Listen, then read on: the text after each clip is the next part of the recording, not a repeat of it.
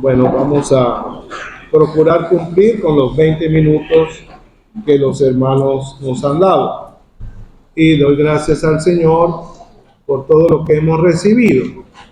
Y sin duda, nuestro hermano David y yo fuimos impresionados por la misma escritura. Quiero que leamos en Romanos capítulo 12, versículos 1 y 2. Romanos capítulo 12, versículos 1 y 2.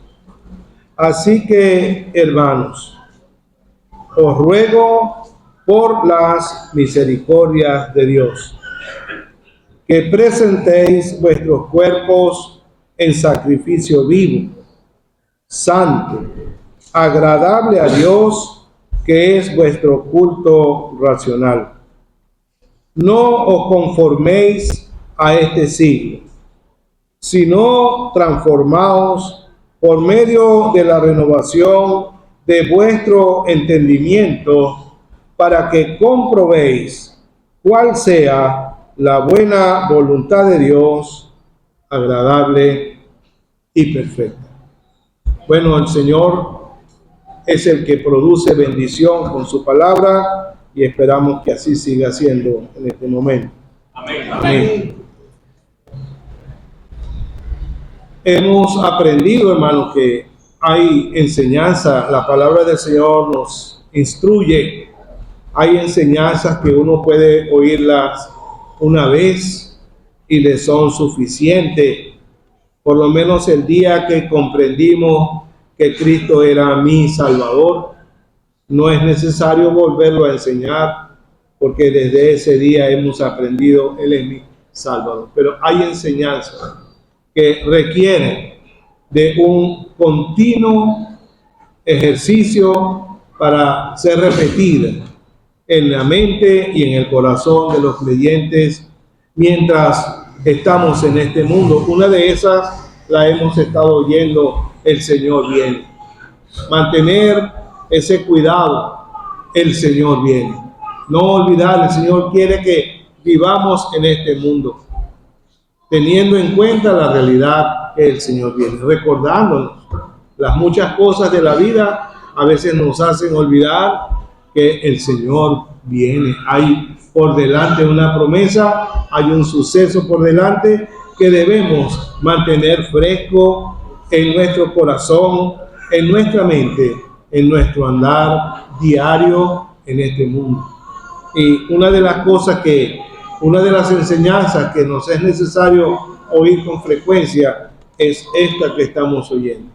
Y me llamó la atención que el apóstol en esta carta, en este versículo, él se expresa con esa expresión así que, porque él está haciendo alusión a lo que ya él ha hablado. Y él dice así que, hermanos, porque él está hablando a hermanos, personas que han recibido a Cristo como su Salvador personal, y él le dice: os ruego.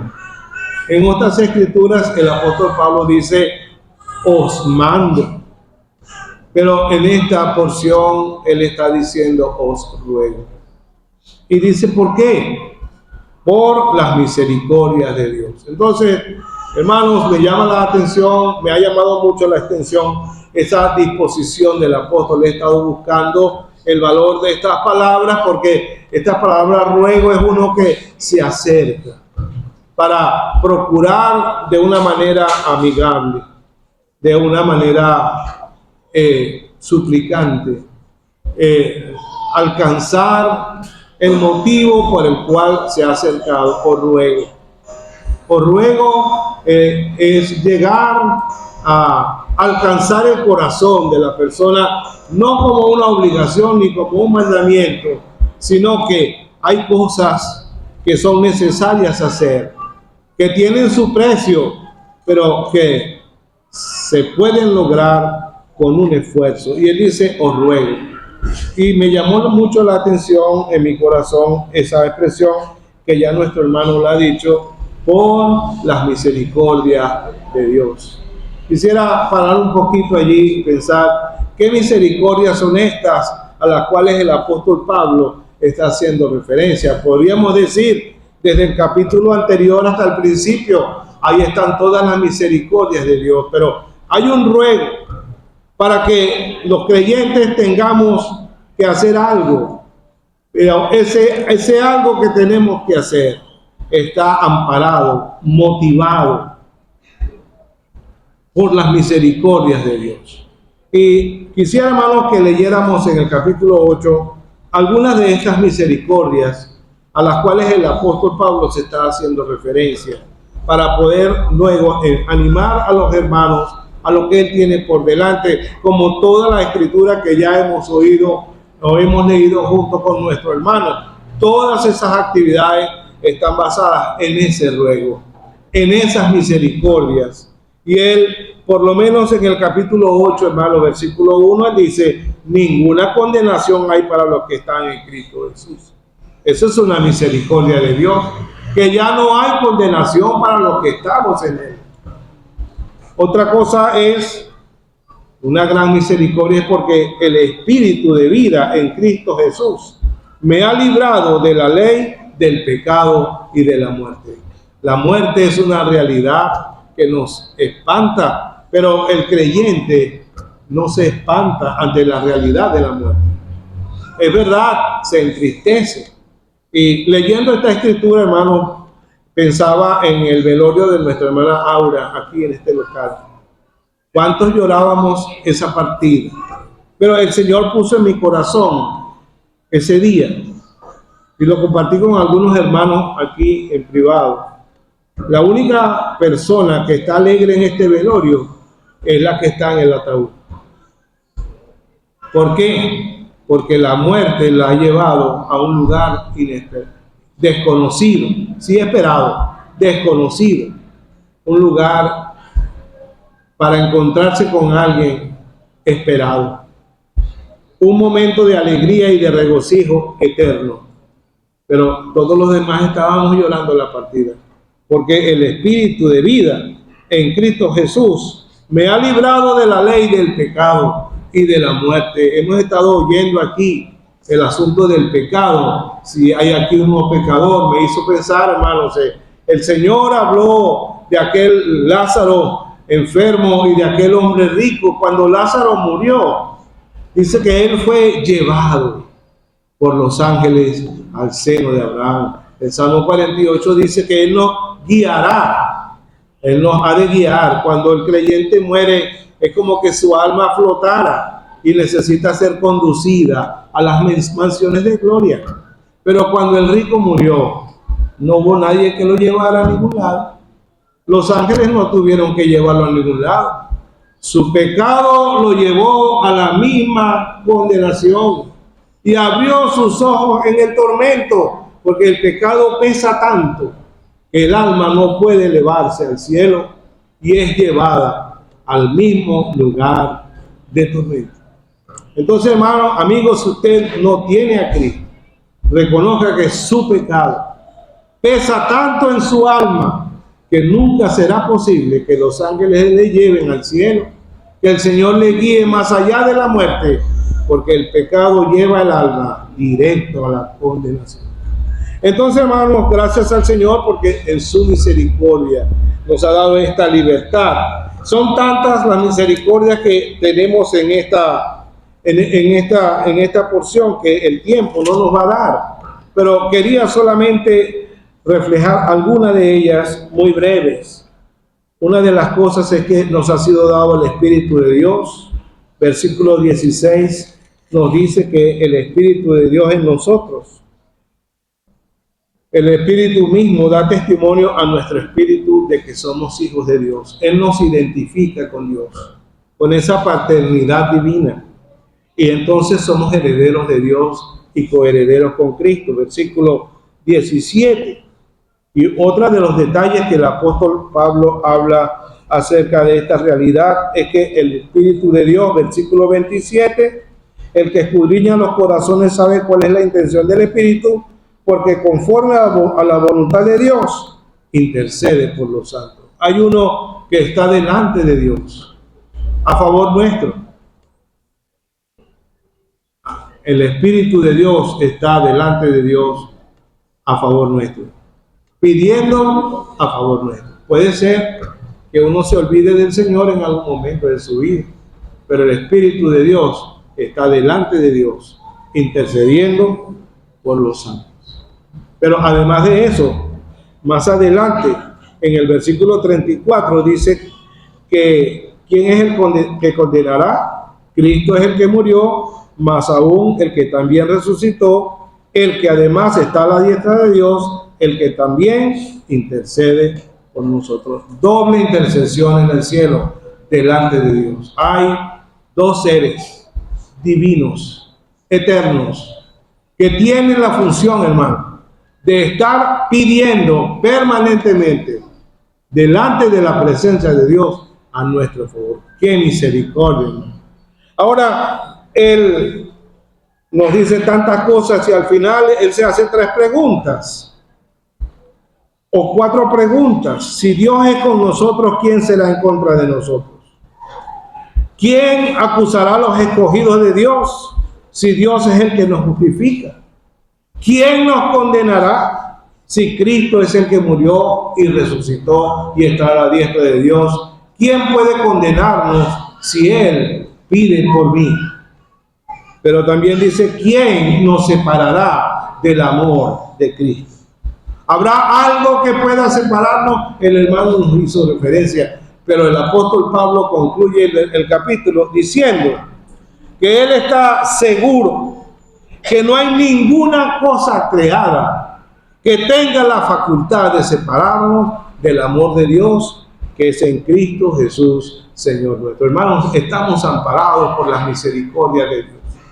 Bien decía nuestro hermano, como leía allí en el libro de Daniel, y por eso el apóstol Pablo dice, os ruego, hermano, por las misericordias de Dios. No estamos aquí por nuestra justicia, no estamos aquí por nuestras buenas obras, no estamos aquí por nuestros muchos recursos, estamos aquí amparados en las misericordias de nuestro Dios, y por eso Él ruega, a causa de todo lo que hemos recibido, hermanos, yo os ruego que presentéis vuestros cuerpos a Dios. Presentéis vuestros cuerpos en sacrificio vivo, santo, agradable a Dios. Es un acto voluntario. Es interesante, hermanos, que Dios espera del ser humano que no ha creído un ejercicio de responsabilidad, porque Dios ha puesto eternidad en el corazón de cada ser humano. Y la salvación ya está hecha. Pero Dios espera un pronunciamiento individual, voluntario, de cada persona en recibir a Cristo como su Salvador personal. Pero también el Señor espera de cada uno de sus santos un ejercicio voluntario, individual, de presentarse delante de Él como una vida que sea acepta a su persona. Dice ahí, un sacrificio. ¿Por qué sacrificio, hermano? Porque cuesta, tiene un valor. Por eso Él ruega a cada hermano, a cada hermana, hacer un sacrificio. Pero dice, un sacrificio vivo. No es que se vaya a inmolar, no es que se vaya a hacer matar, morir, sino un sacrificio viviente, una vida sacrificada para Cristo. Y Él dice allí, no solamente viviente, sino santa, que tiene que ver con nuestro pensamiento, que tiene que ver con nuestra vida, que tiene que ver con nuestro corazón, santa y agradable, que sea conforme a la Escritura, que sea conforme al carácter de Dios, que sea conforme al carácter de nuestro Señor Jesucristo. Porque una de las cosas que no leímos, que me llamó mucho la atención, es que Dios nos predestinó. Porque a los que antes conoció, también nos predestinó. ¿Para qué nos predestinó? ¿Para ser salvos? No, hermano. Aquí dice que nos predestinó para que fuésemos hechos conformes a la imagen de su Hijo. No solamente es la salvación, sino que el carácter de cada creyente es un carácter similar al carácter del Señor Jesucristo, el Hijo de Dios, para que Él sea el primogénito entre muchos hermanos. Imaginémonos el cielo, hermanos, una familia divina, con un carácter similar, con un sentir similar al del Hijo de Dios, brillando para la gloria de nuestro Padre eterno, reconociendo su justicia, reconociendo su misericordia, reconociendo su amor, su eternidad y su poder, expresándonos delante del Padre y entendiendo la manera como el Hijo habla con Él, semejantes a Él. El Señor nos ha predestinado para esto, de manera, hermanos, que teniendo en cuenta esto, debemos vivir de una manera agradable a Dios. Y dice que es vuestro culto racional, que es vuestro servicio inteligente, hermano. No se trata de un sacrificio obligado, que me mandan, para que no digan. No, es el Señor y yo. Yo me voy a presentar delante de Él. Ese es el ruego, para hacerle agradable a Él, pero de una manera inteligente, de una manera racional. Es mi ejercicio inteligente, mi vida puesta a los pies de mi Señor de una manera inteligente, no obligada. ¿Por qué? Porque yo estoy viendo, como oíamos anteriormente, estoy disfrutando, estoy impresionado y estoy descansando en las misericordias de Dios. Pero otra cosa que el apóstol ruega, como hemos allí leído, es que nosotros, hermanos, somos manejables. Nuestra conducta es impresionable y nuestro medio ambiente influye en nuestra vida. Por eso es que dice, no os conforméis a este siglo. Ese verbo conformar es tomar la misma forma. Yo me acuerdo cuando se estaba haciendo los primeros bloques en la mata. Me acuerdo del hermano Elías, él tenía un molde y él agarraba cemento con agua, arena y piedra y mezclaba y echaba en aquel molde. Y luego que echaba bastante de esa mezcla, golpeaba, golpeaba, golpeaba y golpeaba. Y luego volteaba el molde y salía un bloque igualito al molde, igualito al bloque que estaba al lado. Las presiones que se ejercieron sobre aquella mezcla hicieron un bloque igual. Es la idea. El mundo presiona nuestra vida, nuestros ojos, nuestros gustos, nuestras relaciones, nuestros sentimientos, nuestros pensamientos. Influye en nuestros oídos, en nuestros deseos. Y es como presiones que buscan que nuestra vida se conforme al mundo. En estos días vi una foto de una querida hermana y pensé para mí, hermano, se vistió de mundo. Se vistió de mundo. Se conformó a este siglo. Su apariencia no es la apariencia de un cristiano. La palabra del Señor es: os ruego que no os conforméis a este siglo, porque hay en nosotros esa inclinación. Es un precio que pagar, hermano. ¿Pero por qué? Porque nosotros hemos sido hechos conformes a la imagen del Señor Jesucristo y vamos a vivir eternamente y para siempre bajo ese carácter. Entonces, hermanos, ahí dice, sino transformaos por medio de la renovación de vuestro entendimiento. Aprendíamos en tiempo pasado que esta palabra transformación es como la oruga que se mete en una cápsula, es un gusano al principio, pero cuando la cápsula se abre, sale una mariposa. Es algo que está interno allí y él internamente va cambiando su forma y se hace una hermosa mariposa. Esa es la expresión transformados, pero por medio de la renovación de vuestro entendimiento. Por eso debemos leer la palabra de Dios. Por eso necesitamos la comunión de los hermanos. Por eso necesitamos la presencia del Señor en la oración, para que nuestros pensamientos, para que nuestro entendimiento vaya así generando ese cambio en nuestra vida. La conformación viene de afuera, presiones afuera, pero la transformación viene de adentro. Un ejercicio del Espíritu Santo que va actuando en la vida de cada uno de nosotros los creyentes y va haciendo de nosotros personas semejantes a nuestro amado Salvador. No os conforméis pues a este siglo, sino transformaos por medio de la renovación de vuestro entendimiento, para que comprobéis cuál sea la buena voluntad de Dios, agradable y perfecta. Qué bueno, hermanos, es que cuando nosotros caminamos, estemos andando, entendiendo qué es lo que el Señor quiere para mí. Que las cosas que me pasan en la vida, este año ha sido un año de muchas tristezas, hermano. La Asamblea de los Flores siente la tristeza. ¿Y cuántos no sentimos la tristeza de muchas cosas que han venido en este año? No ha sido un año para estar plenamente alegres.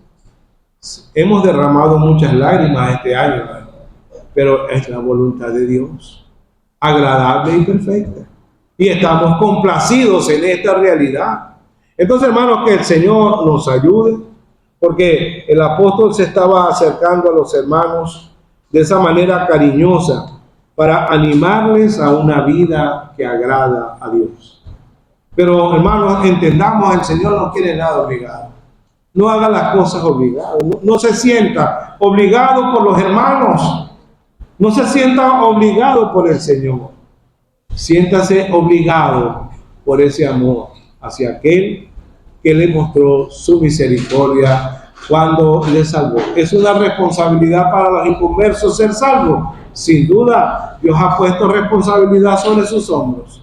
Y es una responsabilidad para nosotros ser agradables a Dios. Sin duda, Dios espera de nosotros, hermanos, una mayor valoración de lo que nos ha dado y una vida que le sea agradable. Que Él nos ayude y Él bendiga su vida. Amén.